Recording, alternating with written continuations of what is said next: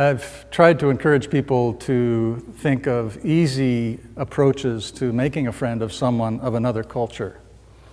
Actually, it would work for anyone in any culture, but I call it the S.A.N.T.A approach. S stands for smile, because a smile is an international invitation to, I see you, I welcome you, I would like to be friendly with you.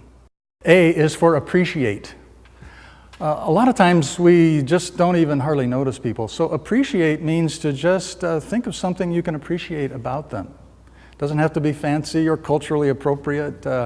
Hey, I really like that shirt, or man, that's a cool hat, or I see your family is really close, or those kids of yours, man, they are really enjoying what they're doing. You know, just appreciate something about them, just as a comment. N is really important, it's name. Try to get their name, because it's like you and me. We value someone who calls us by name. And so try to get their name. And if it's a difficult one, if you didn't quite hear it, say, you know, it's important for me to know your name. I'd love to know your name. Could you say that again? Or even, that name is new to me. Could I write it down? Could you spell it for me? That actually doesn't embarrass them. It honors them, because it shows again, wow, this guy really wants to know me. T stands for tea, as in food, tea, biscuits. It doesn't have to be fancy. It's the idea of hospitality.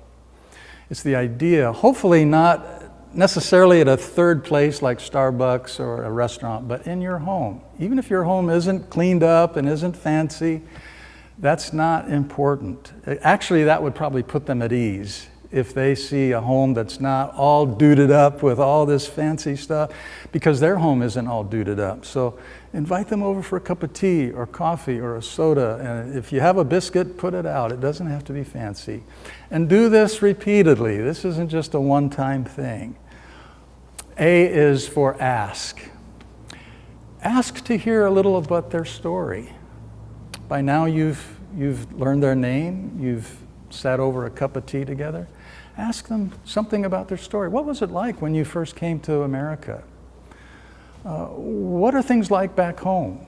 What do you miss about back home? What family do you leave back home?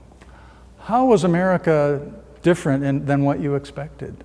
How was it harder than what you thought it was? Just ask for their story. Be curious. And you can feel free to do that every time you're with them. Just ask a little bit more. You know, last time you mentioned this, what about that? You know, just be curious and ask. So this is a simple approach. Anybody can do it. And you'll find that over time, you're really deepening your friendship.